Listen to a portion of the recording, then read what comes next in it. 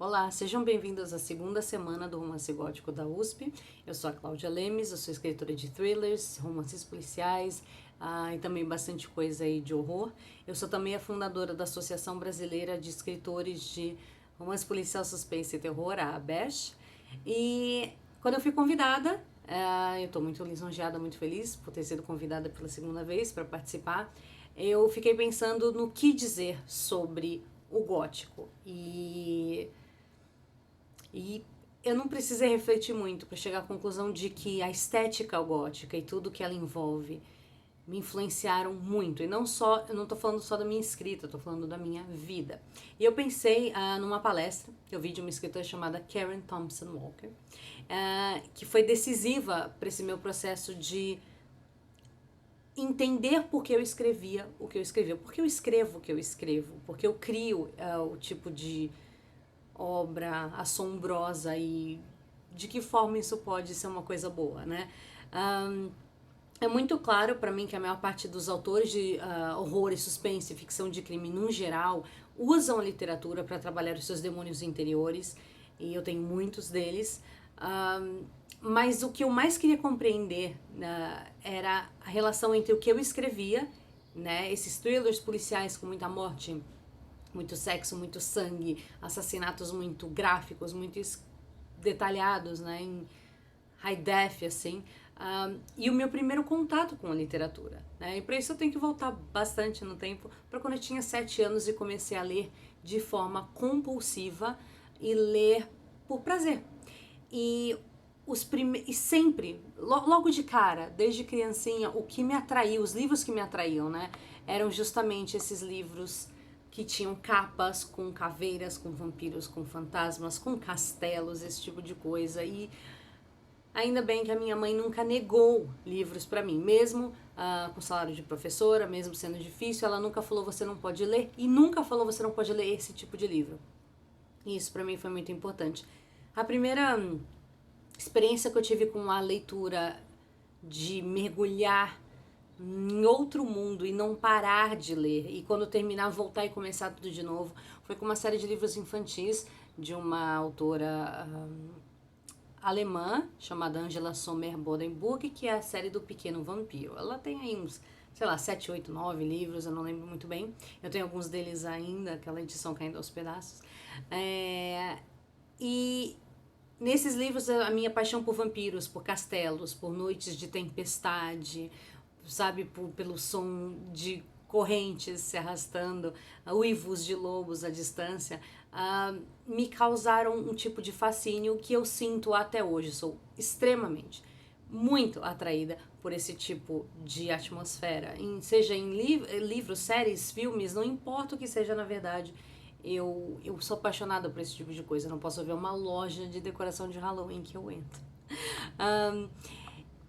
E tudo isso, né, essa estética, né, gótica, servem até hoje como base do tipo de sensação de apreensão, tensão e medo que eu quero criar nas minhas obras, mesmo quando elas não são necessariamente de horror. Foi nessa palestra dessa autora que eu encontrei essa ligação, essa relação de causalidade entre esse meu fascínio pelo gótico e o meu ofício de escritora. O que é o medo? Senão as histórias que nós contamos para nós mesmos sobre a pior coisa que pode acontecer.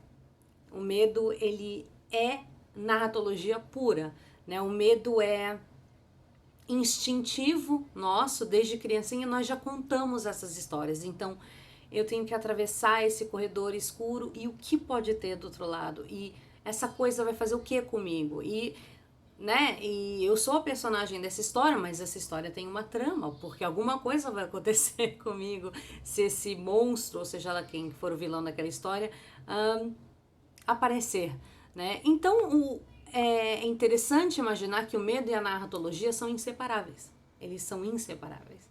E foi aí que tudo clicou pra mim, quando eu vi ela falar isso. Porque eu fui uma criança extremamente ansiosa, extremamente medrosa. Eu não conversava com vendedores de loja, assim, da minha mãe falar, olha, você quer aquilo, então você tem que perguntar o preço. E eu preferia ficar sem aquele brinquedo, porque eu não queria perguntar o preço, eu não queria erguer a minha voz para um tom audível com um estranho, mesmo numa situação segura, em teoria, de uma loja. Então, os meus amigos eram os vampiros dos livros, os meus amigos eram tudo aquilo que eu encontrei nas histórias de horror para crianças.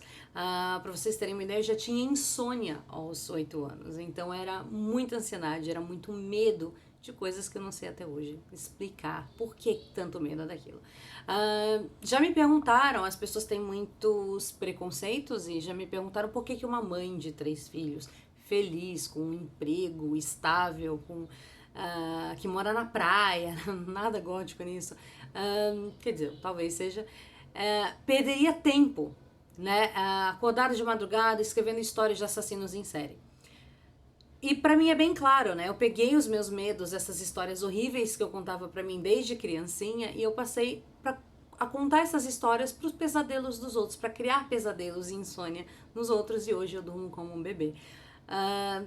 Todo mundo que sente medo é um contador de histórias. Eu acho que o escritor é só aquela pessoa que se recusou a esquecer essas histórias e crescer, virar adulto, né? E o escritor é, como diz o ditado, a criança criativa que sobreviveu. Quando eu tinha 10 anos, a minha família se mudou para o Cairo, onde eu morei por 6 anos, num bairro chamado Maadi, e foi na época da Guerra do Golfo. E sendo a época da Guerra do Golfo, e por estudar no colégio americano no Oriente Médio, nós não conseguíamos nos sentir seguros, né? Não havia essa sensação de estou só numa escola, eu estou num lugar que é um alvo, né? E muitas coisas aconteceram. Houve ameaças de bombas na minha escola. Em determinados dias, algumas mochilas eram inspecionadas por agentes da embaixada americana. Às vezes a gente ficava sem aula, a gente já teve que evacuar a escola, acho que umas 2 ou 3 vezes isso aconteceu.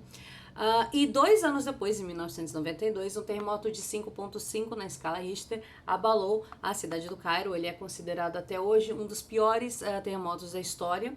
Ele matou, eu acho que mais de 550 pessoas, e eu tava lá naquele dia também, e nas centenas, se não milhares, de tremores que seguiram, né, de abalações sísmicas que aconteceram nos próximos meses. Nós costumávamos dormir de roupa, com os nossos passaportes na mesa de cabeceira. A gente tinha muito medo do prédio começar a tremer, a gente ter que evacuar e sair correndo e tal, então foi uma época de muita instabilidade emocional também. E como vocês podem imaginar, não só isso, mas outras histórias de coisas que aconteceram naquela época, em toda a minha adolescência, criaram essa sensação de medo constante. Eu não tinha muitos amigos no Egito, não só por ser estrangeira, havia muitos estrangeiros lá, mas porque era difícil para mim.